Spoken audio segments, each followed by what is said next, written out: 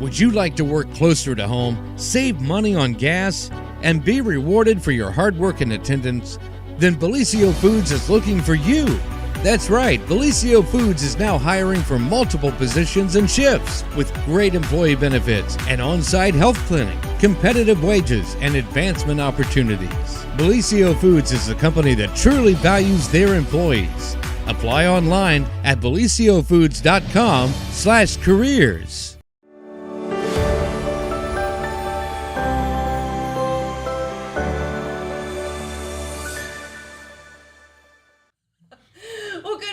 Everyone, and welcome to the morning show. We are on our best behavior here in the studio this morning as we have our friends from the Ohio State Highway Patrol Jackson Post here to talk about, well, a lot of things.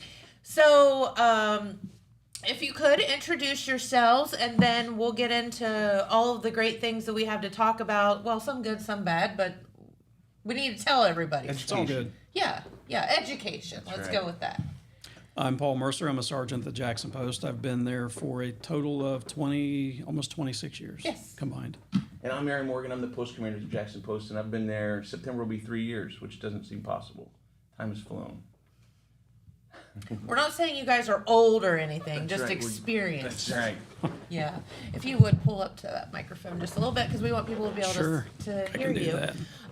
Okay, so it has been a minute since you all have been here, so we have quite a bit to talk about today. We do. I think it was the end of 23 when we were here last. And, you know, this crazy COVID thing happened, and nobody remembers I don't know. When you lose 2 years of your life, it's kind of like wild. So, Right. But you have been here since then, but it's been too long. Yes, so we need to make this happen. A lot more of often. changes in that time, too. Yeah. So, you guys have some things that you wanted to chat about, definitely safety related, and maybe some things that people just don't know. I know I heard you talking to Matt over there about the, lane changing and all of that stuff, and these are things that maybe people don't know. Yeah, they took the test and they learned all that in driver's ed, but, you get in the car and you just forget about things like that. You don't remember going to work most days. I can tell you, most people get in their car and they go to work and they're on cruise control and they don't remember driving to work. And it happens a lot. Is that has to be some kind of psychological phenomenon. Yeah. There has to be a word for it because we all do it. Oh, yeah. It's routine. I mean, simply put, it's you get in a routine and you're focused on other things during your drive because it's so familiar. Yeah. And then once you get to work, you realize, I'm at work. How'd that happen? I mean, it's terrifying if you think about it. It is. It'll freak you out. Right. And then one thing that I was talking to Matt about was the distracted driving part of that. So you are in that routine and you're in cruise control and you're going to work, but you still got to be safe, right? It's okay that you don't remember how you got there, but if you're texting about what you're going to do, what you're going to do when you get to work or what you forgot to do at home, being distracted while you're not really paying attention to what's going on is scary. Scary, and it causes a lot of crashes. Yeah, and I mean, so we as just normal citizens out here don't have to see all of the repercussions of that. You all see it on the daily, and it's got to be really scary and sad and all of the things when all of this could be easily prevented. Oh, yes. And the daggone phone, the distracted driving is just... And we're all guilty of it. Like, it's It's bad. So, and it's changed for us. So it used to be before we had to witness a violation. We had to witness somebody driving outside their lane or speeding or doing something other than driving. Anything that took their vision and their mind off the wheel, that would be a distracted driving violation. Now, if we see somebody driving and they have their phone in their hand or they're eating, with two hands while they're driving down the road, anything that takes your hands off the wheel and distracts you from what my you're doing, knee doesn't count? your knee doesn't count. You gotta be driving. Dang it. But the flip side of that, the speakerphone, the Bluetooth, all those other things, you can still do that stuff while you're driving. You just got to be focused on the task at hand, and that's driving at 60, 65, 70 miles an hour, because just that fast, something bad can happen, and we're showing up and pulling you out of the wheel. And even those limited uses are limited to 18 and above. Someone that's 18 years of age and older. Okay, so 16-year-olds can't be driving around with their cell phones. No. Oh, God. Thank goodness, because my daughter's just about to turn 17. No, and so something happened to my husband and I yesterday. We just went over to Hawking to do some hiking, and what is that, 56, where you pull off of 93 on, And we were just, moseying and slowing down to turn. And this girl stopped at the stop sign to turn onto 93 off of 56. And we were right there, and she didn't see us for anything. Yeah. And I drive a Durango. Like, it's not like it's small. And she just did not see us. Well, and we were right you guys there. were paying attention. Yeah, and Jamie slammed on the brakes and it was fine and we were fine, and she was like, "Oh my God!" But I'm like, "Lady, you stopped at the stop sign."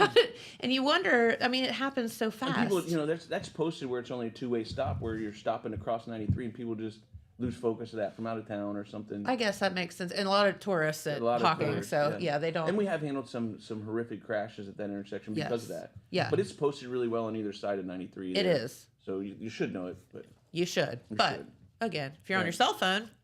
That's right. You don't see it. Exactly. But just an example of how quickly things can happen. And I bet she remembered it, and she was probably shaking through in her boots till she got home, scared to death. Probably. She just made that mistake. Probably. We didn't flip her off or anything, which is very uncharacteristic of my husband. Is there a law against that? No, you're in your car. Whew, okay. No. It's a form of communication. Yes, it's free speech, right? Right. Right. Or so they said in Top Gun. It was relations. That's right. International relations. Yeah. But You're dating yourself. yeah, I know, right? The old Top Gun, the original. Yeah. So no, the distracted driving law did take effect. I don't know, what has it been? A couple years now? Well, yeah, that part of it did, but the update started in October, and we started. There was a warning phase from October to April. Okay. But since April, we've been able to issue citations on those violations. Okay, and so there is a little bit, and I know that you guys kind of covered this a little bit the last time, or maybe just when we were talking in general, but you are like allowed to like have your phone to your ear and answer a call if you were driving, correct? Yes. Like a lot of people didn't think that. They're like, "Oh, I just can't have my phone out, period." And it's just, don't be texting, don't be dialing, don't whatever. Right. And along those lines, even if you're making a call, I mean, you're obviously allowed to do the one touch, the speed dial, to initiate that call. Okay. And to end the call. And- You're just but not allowed to manipulate the Again, phone. most of us just tell the lady in the phone to call somebody. Call dad or something. Yeah. Right. So That's yeah, the safest way to do it. for sure. Okay. So you can use your phone, just Very the right limited. way. You just get one touch. yeah. Right. Very good. So we were talking about distracted driving, though, and how many of the accidents, and you might not know this, but how many of the accidents that you all visit or are called to, would you say would be due to distracted driving? So the ones that are tracked, you're probably at 30% that we can prove or people admit that they were distracted. But the actual numbers are probably higher I would because say unfortunately so. people don't tell us the truth all the time. Yeah. So if we have the evidence, we're able to run with to use that violation. But probably the track numbers are pretty low. I would say It's so. probably reported lower than what actually happens. Right. Because if we're being honest, right, every crash is preventable, right? If it wasn't preventable, it'd be an accident, right? Crashes are preventable. Somebody was doing something wrong to cause this incident. Okay. And that comes from a common sense stance. I mean, if we're investigating a crash and it's obvious that the average person, cognitive, would have realized there was an issue and made adjustments to avoid the crash, but it just doesn't happen, something had to be distracting them from their driving. Sure. I mean, it's pretty obvious, but as the lieutenant said, we have to be able to have evidence of that to take enforcement action on it. Okay. Makes total sense. So just be careful. But I know, when Pete comes in and we do news, a lot of times at the end, of the report, if there's an accident or something of that nature, it will say the patrol wants to remind you. And I'm like, oh, there was something about distracted driving there because they made a special note to say that. So We do put those reminders out there every chance we get. it's smart. Yeah. I mean, we all need to hear it. We all know it. We just need to hear it. Right. We need to be reminded. Yeah. Right. So the other thing that we've dealt with a lot this year across the state, and it's been statewide, is just people not wearing their safety belts.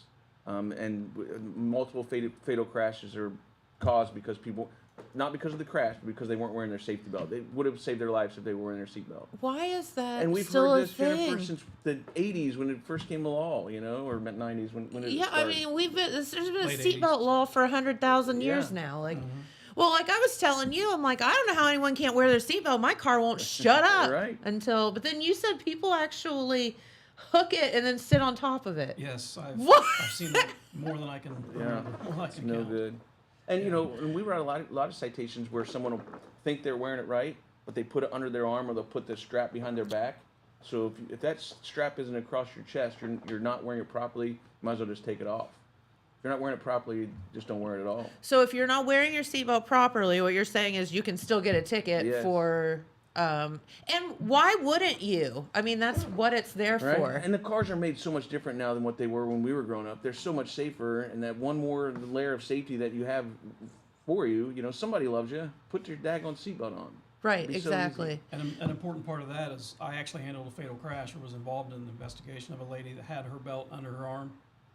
And because the belt was against her ribs and sternum, it caused fatal injury because it wasn't above the collarbone where it's supposed to be to So provide the right support. it got her like here. Yes, yes. So people think that they're, you know, it's a comfort issue, but you're actually putting yourself at increased risk by wearing it that way.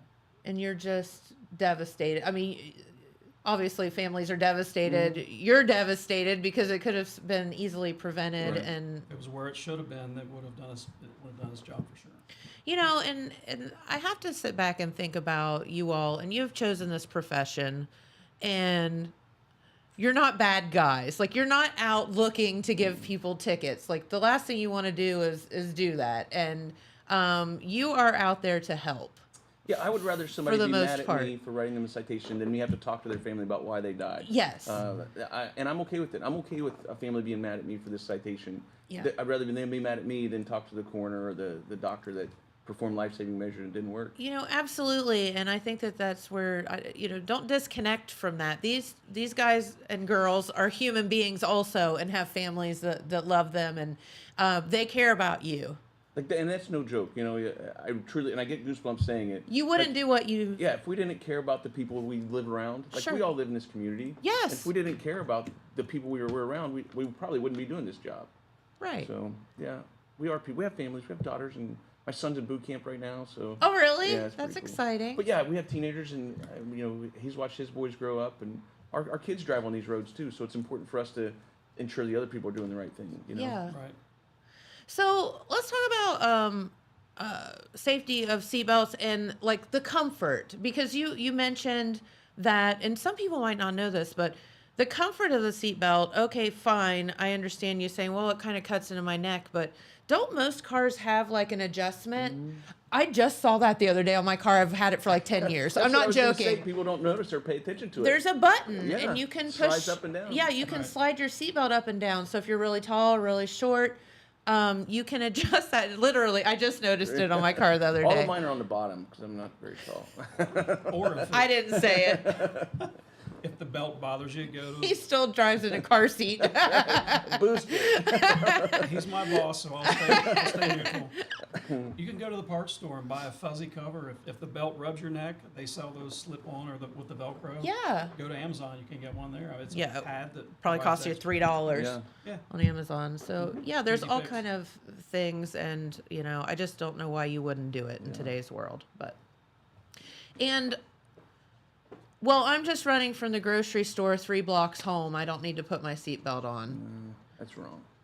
You Yeah. know, most crashes happen, and I was just stat somewhere, and I heard it a long time ago. Most fatal crashes happen within like 5 miles of Yeah, your home. that's what I Which was is- going to which ask is you. Is really that scary. still that's a thing? Oh yeah, absolutely. So don't just think, well, I'm just running to Kroger. I don't need to put my No. seatbelt on. And You you want do. to talk about city travel? I've been at the Jackson Post for quite some time, and I can just off the top of my head think of 3 fatal crashes that happened within the city of Jackson. So don't let the speed limit fool you either. If it's a 25 zone or a 35 zone, when you're talking about an impact with another vehicle, you're looking at a combined speed of 70 miles an hour. Right. So don't let the speed fool you into thinking that you're safe. Makes total sense. Yeah. Okay.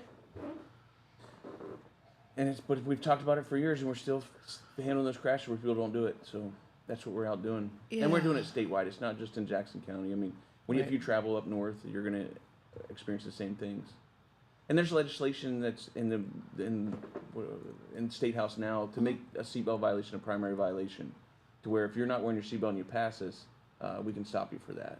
Okay. Now it's a secondary violation. You have to be speeding or driving outside your lane or something wrong with your vehicle for us to make the traffic stop. Okay. And then we'll be able to issue. We will issue a seatbelt citation. There's no warnings on those either. I don't know if there's Really? a lot, we do give a lot of warnings, but there's no warning on a seatbelt. You're getting a seatbelt ticket if you're not wearing your seatbelt. Okay. You have been warned. This is your warning. You don't get another one. That's right. Yeah. Awesome. So yeah, they save so many lives. That's very important to us. Yeah. I mean, I'll bet. Yeah. I can't even imagine what that would be like to show up on a fatal accident and know it could have been easily prevented by someone having their seatbelt on. And an important or a surprising statistic out of that is 1 of every 3 people killed in a fatal crash that weren't wearing their belt were either partially or fully ejected from the vehicle. 1 in 3. Wow. So, and that, to me, that stat really stood out to me. That's pretty significant. Man. And you think that can't happen? How would that happen? Still today, yeah. I don't know. Another thing that's really important to us is these children. So August is school. We're going to start talking about school bus safety. I'm glad you came in to preach because I do this preach about 3 times a year. Yeah. and it's scary, and we go all summer. We don't see school buses unless they're, something different's going on. So we're not dealing with it. So now comes September, the end of August, the kids are going back to school. Yep. Buses, they're getting in their routines, and we're out of our routine. So now we're start promoting it, start talking about it now, because September we'll be out there following school buses and we'll be in the school zones. One stat that's really devastating is that there were 6,100 crashes involving school buses since 2019. That's a lot. What is that, 5 years? That's almost Over 1,000 a year? Yeah. It's a lot. Is that in Ohio? Is that that's in Ohio? Just in the state? Yes. In our state? In our state. 6,000 crashes to do with school buses. Yes.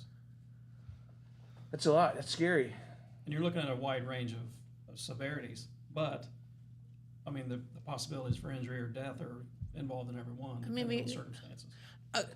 Here's what I'm going to tell you. There's not enough money in the world, and the school districts are going to hate me for this, for someone to be a school bus driver because you are responsible for like 40 of other people's children. That would just be... Yeah, and our school bus drivers around here, they're so great. They call in violations for us all the time because we can't be everywhere all the time. Sure. So if a vehicle passes them, past the stop bars or anything, they're very good about calling in, and we have good contact with them. We have inspectors that go in and check their buses a couple times a year just to make sure they're driving safe buses, and they're always so great to work with. They are. So the children in Jackson and Benton County or the parents can know that our school bus drivers are doing a pretty good job. And it kind of goes back to what I said about you all and being in law enforcement is if you don't care about the kids, you would not be a school bus driver because I promise you it is not an easy job in any way, shape, or form. See, I'm like one of those people. I see a school bus and it may or may not be stopping, and I stop about 3 football fields away from it because I'm scared to death of something happening. You don't want to see anything like that. No, I'm like. Yeah. So no, those school bus drivers they do have a thankless job. Very much. But they're very, like I said, we've been very fortunate here. We've dealt with some really good school bus drivers, and they help us a lot. So let's talk about school bus safety. What are the laws? Like what is it that people do that I just don't understand why you would go around a school bus. Is that a thing? Going the opposite direction is what most of the time we see that. So somebody driving towards a bus, and the lights start flashing, the stop sign comes out, they think I got time, and they go. That's a lot of the violations that we see. Not this girl. I would encourage your listeners to educate themselves on the laws. There are specific requirements based on the design of the roadway, as far as the number of lanes, if you have a turn lane in the center, divided highways and all of those, and you get a little bit in the weeds with that stuff, but all the information is available online. It's real simple to look up to educate themselves on what the requirements are based on those scenarios. Oh yeah, I guess that would be because it's like sometimes you're on a 4-lane or whatever. Yeah. Okay. Fortunately, here for the most part, we have 2-lane roads where our bus routes go on, county roads and state routes. Where common sense should prevail. Right. Like stop. You would hope so. If you see a stop sign, stop. Yeah. Like I don't understand. Those flashing lights, those buses are so illuminated now. It's hard not to see one, right? And they're still bright yellow, so how do you not see a school bus? I don't know. But yeah, we still get those violations. It still happens, and it's, like I said, it's easy to report if you see something like that. And I can't recall when where somebody passed one from behind. I can't recall one like that. You recently. said that earlier, and I don't think I have, in my time on, I don't think I've seen a same direction passing. But here's the problem with that. I know, like, because I live on Standpipe Road, so there's a lot of school buses that go because it's open enrollment. So we have Oak Hill, we have Jackson, we have all these buses going up and down the road. And 9 times out of 10, the child gets off the bus, but then runs across the road, and the bus driver makes sure that they get there and whatever. So if you are zooming, doesn't matter which way you're going, if that child starts to cross the road, you're going to hit them. Yeah. And that's something the school have really gotten involved in as far as safety. Their drivers are given training on, and the students are involved, that they watch the driver for hand signals. They do. But you're still talking about children, so Yes. anything's possible. So just because that added measure's in place, that doesn't negate our duty as the driver to really be on top of things. Yeah, absolutely. Err on the side of stopping. Yes, just stop. Please, Yeah. just stop. Right. And, as you said, a kid could be crossing the road and see their dog and be like, oh, my dog, and like not pay 1 ounce of attention to what's going on, or their little brother or something. So just, yeah. And also, I had this happen in front of the brewery the other day, and I had nightmares for 2 nights about it. Literally nightmares. Like, you can ask my husband. It was really bad. There was a mom that had a small child, and they were across the street, and they had stopped to talk to somebody had pulled up, and they were talking, and she was talking to the person, and the little kid saw somebody, and they were in between 2 cars, and I just happened to be standing out there, and that little kid darted right out in front of a truck, and Screaming. all I could, and the truck saw it and stopped, thank God, but it came out of nowhere, and I just saw it all unfolding, and it's slow motion. And it was like for 2 nights. 5 years of your life. Yeah, no, seriously, like I literally had screaming nightmares 2 nights in a row about it because I thought about what could have happened, and it didn't, thank God. Yeah. But so kids are, as they're leaving school, they're crazy, they're excited, or they're going to school and they're crazy and they're excited, and sometimes they just run out in front of cars. And it's going to be new to them here in a few weeks. Some of these kids hadn't ridden a bus or new friends back, so they're going to be thinking about everything other than getting safe back across the road. So Yes. It's going to be really important these first few months. You need to watch out for them. Yeah. Their job is to go to school and Yes. get there safely. We need to make sure that we help them get there. Absolutely. You're the adult. Sometimes. Act like it. So another thing that we're coming up on the end of is the 100 deadliest days of the summer. So from Memorial Day to Labor Day, that typically is where we handle most of our fatal and severe injury crashes. So we're coming up on the end of that. Labor Day kind of marks the end of the 100 deadliest days and school back in. Why is that? Travel, vacations, a lot of the young drivers out with their buddies, probably obviously doing something wrong to cause these bad crashes. Just the summertime, people not paying attention. Summer holidays, Yeah. 2 major, July 4th and Labor Day, Memorial, all of those in that close time frame. Well, you evil patrol, get out and sit all over the roadways and make sure to give us all tickets while we're trying to get somewhere fast. I live in there's Ross- a reason for that. Yeah. I live in Ross County, and some of the people that I know, they have kids going to school at Rio, and they always talk about when you get to Jackson County, there's going to be a trooper on 35, and kind of puff my chest out, and I'm like, yeah, we're doing the right thing, Yeah. I want them to know where they are. I want them to know that we're trying to make them safe, just getting through Jackson County. And the amount of travel and trucks and the cars that come through our county it's huge. There's a lot. Unbelievable. We deal with a lot. We are the crossroads. Like, we talk about that all the time. You have 32, you have 35, you have 93, you have all of that stuff, and people using those highways all the time. Yes. That's why we have so many travelers stop in Jackson for lodging and eating and all that stuff, because they all pass through here. And I really take pride in our guys out there doing the right thing all the time. I mean, we're out there a lot doing the right thing. Even those evil patrolmen on the 4th of July and Labor Day. But you know what? That's some of the scary stuff. We deal with a lot of bad people during those times. Not because they're bad people, but they're doing bad things and made a bad choice. It's probably the worst day of their life, but we're dealing with them and making sure that you get home because you took the sober driver to take you home. Yeah. So we need to end the 100 days. Yes, we're we need to coming get rid of close. the 100 days. Yeah. Yeah. So we're coming up to the end of that, which then we go to school and we'll be talking about winter driving soon, which I won't be mad about that. It's so hot. I'm just going to tell you something. I'm ready for winter. I'm like, I don't normally wish winter upon anybody, but this 100-degree day stuff is a bit much. I'm ready for fall football, high school football. Yeah, it was right around the corner, believe it or I not. know it.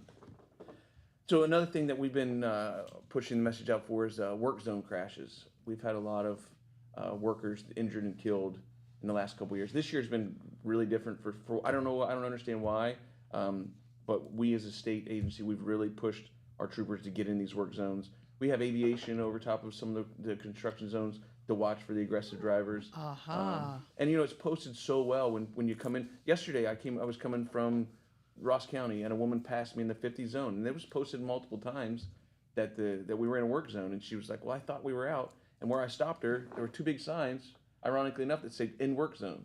I'm like, no, you're almost to the end of the work zone. But she, Almost doesn't count. It doesn't count. Except for in horseshoes. Right, yeah, that's right. And hand grenades, yeah. But yeah, there were no cones still, but we were still in that work zone, and I just educated her. I mean, she wasn't aggressive. She wasn't, doing anything that was egregious. She just passed me. If I'm doing the speed limit in a construction zone, it's probably not a good idea to pass it. So that goes back to the distracted part. I mean, you're passing a marked patrol car. Yeah, like, She what was were not you paying thinking? attention. Could have been. Yeah. So yeah, and that's what we educate a lot more people than we write citations for. We really, really do. We remind people to do the right thing, right? We're not just out there. We're not road Nazis like you always used to hear. That's not a true thing. We really are educating people on stuff like this. If you really were what you just said, you wouldn't be sitting here today at the show. You'd be out, I want to write a ticket, thing. The whole point is to tell you all some of the things that happen. And remind people. Yeah, to remind people. And here's what I can tell you about that, and don't even get me on the funeral thing, which we can talk about as well. We're going to talk about that too. There is nowhere that you have to be that is worth a child or somebody being injured or losing their life. Or none of us are that important. No call is that important. None of it. And I'm driving. I used to be a driving instructor back when I was young. We actually did tests where we were showing recruits or cadets to go around it was a close course. I want you to go around this as fast as you can. We trained them how to take the corners and do all this really fast. Now do it and stop at the stop signs at the intersections, and you gain like a second maybe by not stopping. Like that's nothing. What are you going to miss in the 1, 2, 3 seconds that you get there sooner? None of it matters. No. So, and here's my preach about the funeral thing. Had a friend that passed away, older gentleman, and I was behind. Let's see, how did it work? I was behind a vehicle, and his funeral procession was coming this way. And that vehicle did not pull over, and they went zooming through it this way, which I think is just the most disrespectful thing you can possibly do. And by the way, I found out that is a law that you have to pull over for a funeral procession. Yes. That's when I asked because it made me so mad. And I got into town, so we were going in toward town, got to the next red light, and I was right behind the guy at a red light. And I'm like, you just zoomed past that funeral procession and were completely disrespectful for me to catch up with you in like 3 seconds. Right. You gain nothing. Good example. Like and Did that's you what tell him about it? No, I didn't give him relations. That's good. I didn't. That's a good thing. But no, and that's when I think I asked one of you guys about it. It was a long time ago now, but I was like, "Is it a law?" And I found out that it is. Yes. So funeral processions, not only is it a respect thing, it's also a legal thing to pull over. Yeah, and we've done several of those, and you wouldn't be surprised of the very respectful. On the flip side, people that'll get out of their car and put their hand on their heart, or just show the respect to that funeral. It's so neat. Yeah, it's a horrible day, right, when you're doing a funeral. But to see that, it's really heartwarming, It is pretty neat. Yeah, it's. But yeah, that is a law, and it's very disrespectful. I agree 100%. Yeah, it's just you're just a bad human being if you do that. Like really, I'm saying it. You aren't. Okay. Anyway. So I'm glad you brought that up about relations. So we handle several calls of road rage. We handle that a lot, and unfortunately, sometimes it escalates and there's crashes or people get injured doing that. So, it's a thing. It is a real thing. But I've been very angry. Oh yes, but how easy is it to just slow down, let whatever happened go on, right? So I was at a class. I did a class from April to June. I was in this class. So the guy that was speaking was talking about being aggravated with somebody that pulled out in front of him, and he was just going home. He wasn't in a hurry, but he said, you know what? What if that was my 17-year-old daughter who thought she had enough time and she's learning how to drive? She didn't realize she didn't have enough time. Why am I getting so angry at what could be my daughter? I just slowed down, and he thinks about that all the time when he drives. And it's something that I've been able to do since listening to him speak. He was a really great speaker, but just thinking about that. What if that was your grandma? That, she's not going to drive 58 miles an hour and 55, but she pulled out, thought she had enough time, didn't cause a crash. You had plenty of time to slow down. Yes. But just be patient when you're on the road, right? Empathy. Right. Come on, folks. Right. It's the word of the century. Like. Yeah. And it was a great way to think about it. And Yeah. if you get out of that mindset of I'm driving to work and I don't know what I'm doing right now, get out of that mindset and think about other people and think about how other people would react to you doing that to them. We would get rid of a lot of these road rage incidents that we have. It would. If you're a road rager, I promise you're not perfect, and neither is anyone else. Right. And you've done something equally as dumb to somebody else, and they didn't get out and Yeah. hit your windshield Bust with a your ball window. bat. And I mean, we've all wanted to do it. Let's be honest. And now there's there's shows on FX or something where it's road rage incidents that are recorded, and it's sickening how these people act. Yeah. But yeah, it would just be so much easier. Just relax, think about your family. Being in that situation, what would you want to happen to your family? It's a great way to think about that. It is. That's That a goes good with point. a defensive driving mindset. You're more so you're driving and watching for others rather than yourself, because you have to have that defensive mindset to watch out for things, and that goes along with that same idea. That totally makes sense. And okay, so defensive driving. Let's talk about motorcycles then, because none of us are looking out for motorcycles. And I assume that's where most motorcycle crashes happen, because people don't see them. Yeah. True. So yeah, and that's what we have a lot of signs posted about watch out for motorcycles. And I couldn't drive a motorcycle now because people don't pay a lot of attention to motorcycles. And a lot of the crashes we handle are not because the motorcycle was doing something wrong. Yes. Because something happened to cause that motorcyclist to take evasive action. Yep. It's just remember, it is summertime, and a lot of people are Yes. out on motorcycles, and we are trained to look for cars. We're not, in our minds don't look for motorcycles. And being up in Hocking Hills, like you were talking about in Vinton County, there's so many people that come to this area Yes. on motorcycles just to drive those roads that we kind of take for granted. Yep. So it's a great point. Yeah. And people need to be aware too that vehicles, just the design of the vehicle itself, there are natural view obstructions in the vehicle, like the pillars that encase the windshield. Yes. The width of that pillar, from your perspective, translates to 150 and up to 200 feet in width further down the roadway. So if there's a vehicle or a motorcycle in that blind spot, it's going to be there for 2.5 seconds. Yes. So if you stop the stop sign and you only pause for 1 second and you glance, you're not going to see it because it's behind that blind spot. That's exactly So right. Pause an extra Good couple point. seconds and give that space time to clear before you Yeah. move on. Look Yeah. again. Right. Look again. Right. Like, just keep looking. Yep. Slow down. So the other thing that I would ask we talk about is our recruitment. Yeah. Dispatchers. We have cadet dispatcher or cadet interns. We have so many positions statewide that we're looking to fill. Okay. We have and unfortunately some of the problems that we run into regionally is somebody from Ironton or down here in Oak Hill or something.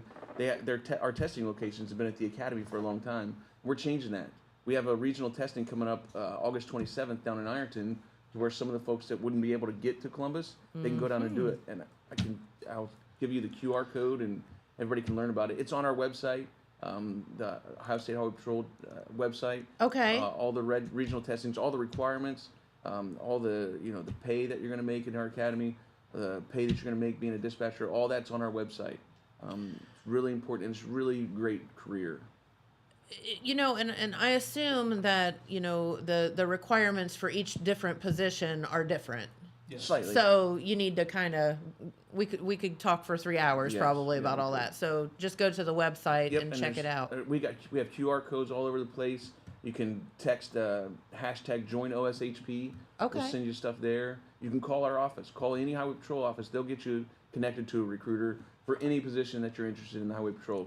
We have electronic technicians. We have computer guys who are way smarter than me. We have secretarial positions. We have so many positions that we're looking to fill. Just because of retirements and people moving on and just people that don't know that are available. Some guys that are Close. retiring. Are you leaving us? Not anytime soon. Not anytime but soon. Yeah. You're getting there. huh? I'm at the finish line. I'm Because just he's not stepped across yet. experienced, not old. We're not saying Right. that. Yeah, I talked to him. Thankfully, he went to Gallipolis and helped them out for a little bit, and I got in his ear and I grabbed his hand and I'm like, come back with me. Yeah. So yeah, I talked him into it, and I love having Paul around. So much experience, so much knowledge. Yeah. It's amazing. He calls me old every day, but I'm good with it.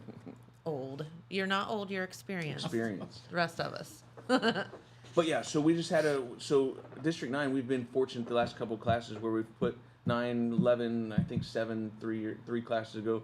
But we're putting a lot of people from this area into the highway patrol, and they're Love sticking with it that. through the academy, and they're getting back to their hometown. We've been very, very fortunate. And our recruiter, Tawana Hutton, she's doing a great job. Is she the recruiter? She's the recruiter. She's all over the district. I mean, she travels a lot. She follows these young people from the time they call the first time, and she follows them through the academy, keeps up with them. I mean, she is doing a phenomenal job. Well, we love Tawana, and I was going to give her, you know what, for not being here today, but Well, she's at the fair. She's got kids at the fair this week. okay. We'll give her a pass on that then. Yeah, she's doing great. And all you have to do is call the office, and we'll get you connected to her. Okay, and that's wonderful. And again, there's so many different positions. Like working for the highway patrol or with the highway patrol doesn't mean have to be a trooper out in a not at car or whatever. Okay, here's a question for you. This was a conversation I had with my husband the other day.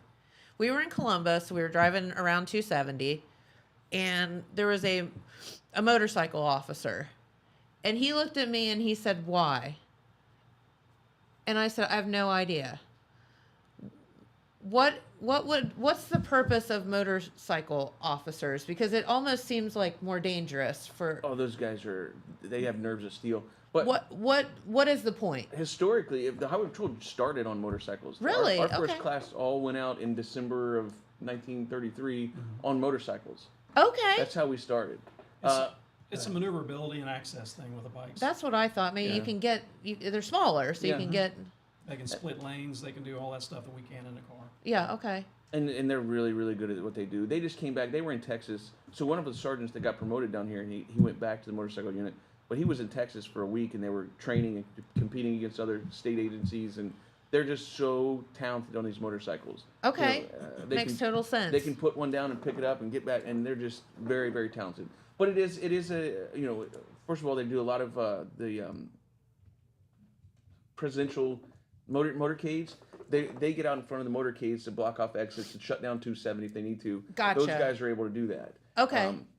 They have so much more ability to get places that our cars can't. Okay. We brought a veterans procession through. There was, and I can't remember. There were hundreds and hundreds of motorcycles that came through and actually stopped in Wellston for a lunch. Yeah, I remember that. Yeah, but our motorcycle unit led that and tailed it to keep people out of their group. Okay. But those guys were able to go up and block intersections, and they're really, really talented at what they do. Okay. I don't have the nerves of that. I'd have a lot more gray hair if I did that. I know, like I wasn't being critical, but I understand. He was just like, "Why?" And I'm like, I don't know. And 270's a very high speed area, so those guys are able to get on the inside of the berm and check speeds and slow people down. And That makes sense. Yeah. Total sense. See, Yeah. you answered my question. those guys are good. Yes. They're crazy.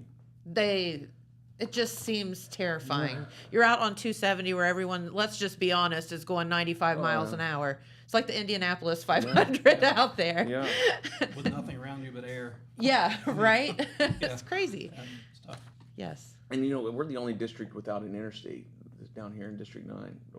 Like District Okay. 6, we're the only ones that don't have an interstate, which is why we probably don't have the motorcycle unit down here very often. Okay. Interesting. Yeah. See, it's all things to think about.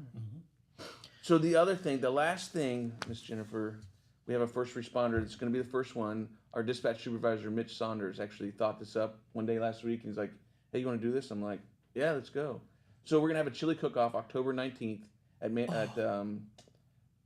Manpower Park. Fun. Yes. And we invited all first responders. So all the first responders are going to submit a cookie or chili pot, and they're going to be judged on the spiciest, best overall, most unique. We're going to go from 10 to 2, and I'm pretty sure that between Mitch and I, we're going to have the best chili down there. Uh-huh. We're gonna do it up. Okay. But yeah, we've invited. You run your mouth. It better be. I hope so. I better be able to write that check. But yeah, so all the proceeds are going to go to Troopers Love Children. So last year Christmas time, I had a golf outing here, and we got some money donated. And we weren't thinking about it at the time. Got some money donated. We were able to purchase dinners for some needy families here in Jackson and Vinton County. Awesome. The troopers all pitched in and bought a couple gifts for each child that was in the house. And on Christmas Eve morning, we went around and delivered those to the families. Yeah, it was really neat. It was really fun, and the people really enjoyed it. Yeah, and the kids would think that was really cool. It was really neat. Yeah. We pulled up in cruisers. They would be like, really I want to honk the horn and whatever. It was really fun, but the proceeds from this are going to go to doing that again, to starting that up again. Okay, so is the community then welcome to come? Oh, absolutely. Tell us the logistics of all of it. So the community's invited. That hopefully we're gonna keep advertising it. Community's invited, and they're going to be the ones judging on each first responder group's chili. That's how we're going to find out who's the best. Yeah. And then do you have to pay to come and eat the chili and judge, or how does that work? Yeah, so I forget what prices he put on it. But there's going to be small cups to test to see which one you want, and then you can buy a cup of that chili if you want. Okay. So there'll be testing cups that you can judge on, but then you can get additional chili as well. Okay. And I wish I would have brought that. I only brought the flyer. I wish I would have we'll brought get more details. rules. Yes, I can send it down to you guys. Yeah. But it shouldn't be hard. Just come down and get your belly. And it's going to be in October, so it's going to be cool. It's perfect chili weather, isn't it? And so actually when we were talking about it, I'm like, hey, we can't do this on Ohio State game. Definitely not. I think this is their bye week is the 19th of October. Okay. Yeah. So we did some good thinking about this ahead of time. Heck yeah. Yeah. So this should be good. It's the first one. We'll see if it works. It'll be fun. It'll be fun, and it's going to a good cause. Good grief, October, it could be 85 degrees or 8 degrees. Right. Who knows? Yeah, exactly. It'll still be chili season. Yes. Oh, listen, here's the way I look at it. Every first Ohio State game, which typically it's pretty warm, I don't care. I'm making chili. Like, that's just, it's a thing. It is. Sure is. Yeah. It's just tradition. It is. That's awesome. And we're going to have a good team this year, I think. Okay. Should be pretty good. I hope so. Yeah. I don't think they ever have really, really bad No. team, but some Bad years luck. better than others. Yeah, for sure. So what else is going on? Is there anything that you all, maybe have seen out and about that you'd like to kind of just remind people of or whatever? Just real quick, Matt, they asked us about the marijuana law. It's legal now. Good one. So yeah. I'm glad we're almost done because there's so many questions that are going to be asked. But just don't drive impaired, right? Marijuana impairs your ability to drive, just like alcohol impairs your ability to drive, just like heroin and fentanyl. All these things that you're putting in your body that your body doesn't need, they could impair your ability to drive. Okay. So marijuana is just like alcohol. You can't drive impaired. And you That's can't the drive sucking on a joint walking down, or driving down the road You either, can't drive right? drinking a beer. You can't drive smoking a joint. Yeah, okay. That's an easy way to think about it. Okay. It's not a cigarette. A lot of people are really complicating that whole thing, but it's just that simple. You Yeah. know, Just it's a don't method of drive. impairment, so just don't be impaired. Yeah. 'Cause Okay. we can go down a lot of different roads on that, but it's just easiest to Sure. think about it with a common sense. Don't drive impaired. Okay. I mean, that's about as easy as you can Right. get, right? But unfortunately, it's not going to be as easy as you think. People are still going to make it complicated, and I just wish. And it's so easy to do the right. It's hard to do the right thing, right? Just do the right thing. Listen, vape pens are the devil Yeah. because, and I deal with this at the brewery and the tap room. Number one, you don't know what's in it. Right. And number two, it's just they're very easy to hide, and people think that they're not smoking, and you are. You can't smoke a cigarette in a business. You can't do a vape pen in a business, whether it's weed or whatever it is. Now, I don't know anything about it. affect your liquor license if the people are smoking in there? Mm-hmm. I bet. Yeah, the governor's office or whomever somewhere up there have sent out numerous letters about vaping and whatever, and they are very adamant about not, and they're very adamant about not allowing people to do marijuana and inside the business as well. It's a thing. So, but again, we're all learning, and obviously it should be common sense to not get all stoned and high and drive your car down the road, but we are all learning some of the, I guess, technicalities of the thing as well. But yeah, it's With public consumption of different. marijuana, that secondhand smoke takes on a whole new meaning at that point. it does. So yeah, that's Correct. something to consider. Yeah, the contact high is a thing, Yes. and Yeah. yeah, definitely realize that Yeah. because there's kids around, and Right. there's, I mean, True. Sure. there's a lot of stuff. You're affecting others by doing that for sure. Well, I'm glad you brought that up because I'd completely forgotten about that. So, all right. Well, is there anything else you guys wanted to mention? I can't thank you enough for being here. Thank you for having us in. It's so great. Well, it's always so fun having you all here. And I think the main thing for you all to know is these guys wouldn't be sitting here today if they did not care about you. And I know that sounds really cliche and cheesy, but it's the truth. It's absolutely. And Yeah. you're wanting people to be safe. And that's why you're sitting here today. Yes. Right. Yes. So cool. All right. Well, be gone with you. Pete Wilson's here. All righty. All Thank you right. so Rory much. has entered the room. He has. Thanks, Jennifer. Thank you all so much for Thank coming you. in. We Appreciate appreciate it. Anytime you have anything, please don't hesitate to come back and see us. Thank you. All right, come on over, Pete Wilson. We have a message from our friends at Benton County Bank, and we'll be back on the other side.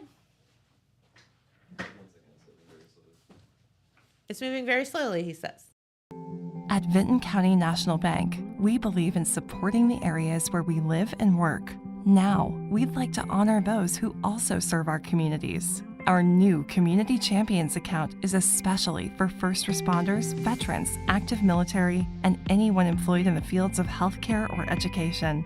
This account offers rewards, discounts, and other benefits to those who give so much to others. Vinton County National Bank, rewarding those who serve.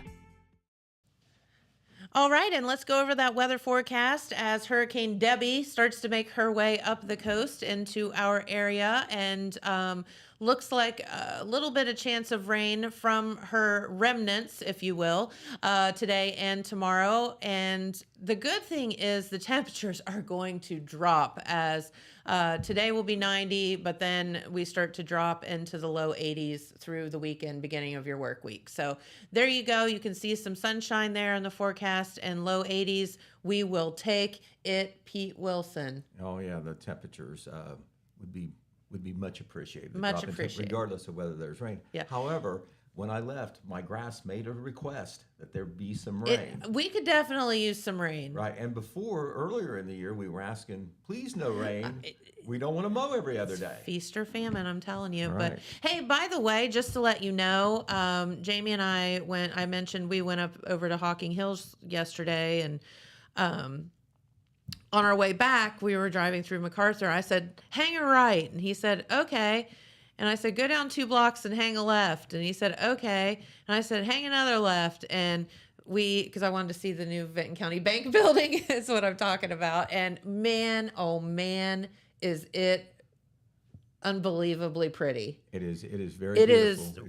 It's just not a wonderful facility, but it looks nice. Oh On my top of that, God, they had it that is in mind gorgeous. From the very beginning, to have something, to have a really nice design, not Yes. just something utilitarian. It is. I mean, kudos to the designers, to Randy Evans Construction, and all the gang that have their hand in that, because man, oh man, is it something. That is really something, yes. Yep. All right, well, we'll dive into the news. We do have some new things to tell you about, as usual. Plate's a little even fuller than usual here in the midweek period as we head Yes. towards the weekend.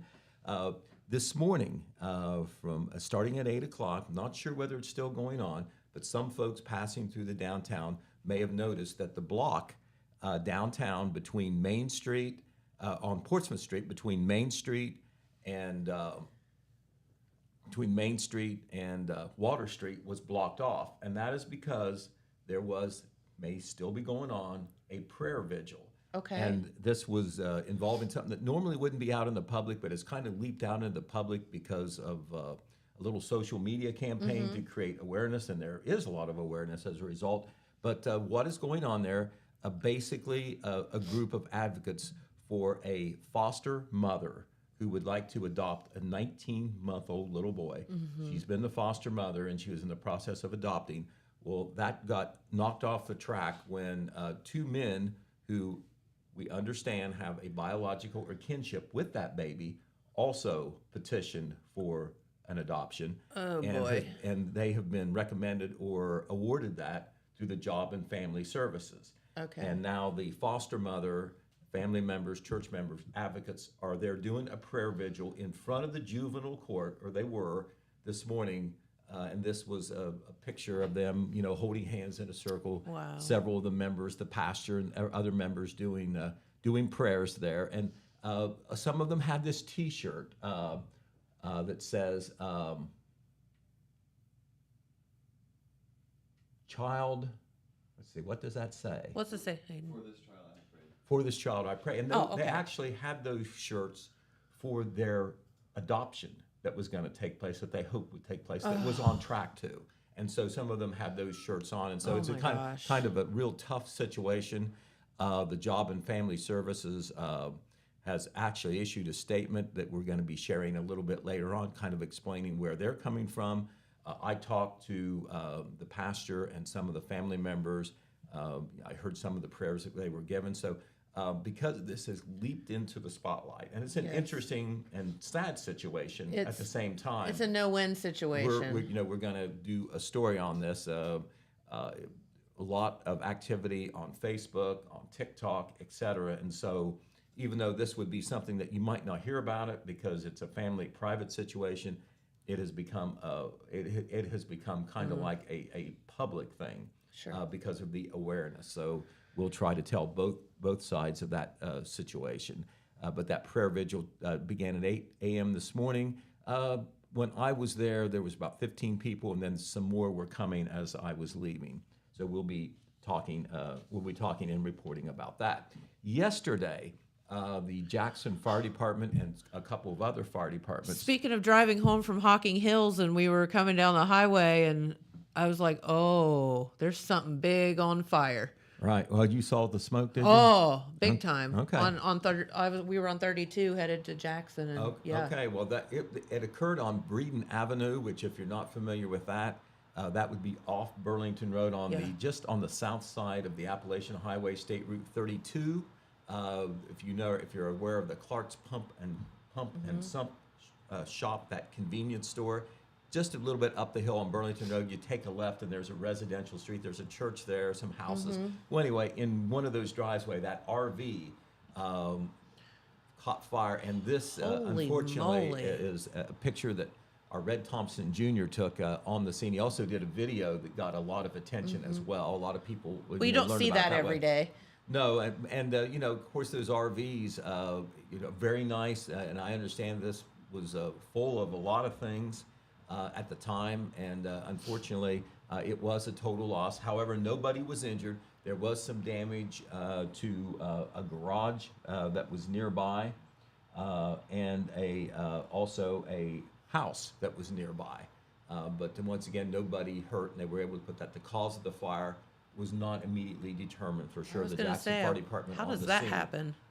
That story, by the way, had a collaboration on that. Jeremiah Shaver worked on that. Red Thompson Jr. worked on that. Red did a video as well, so we were on that. We have just after talking to Fire Chief Dave Channel last night, Jeremiah did that.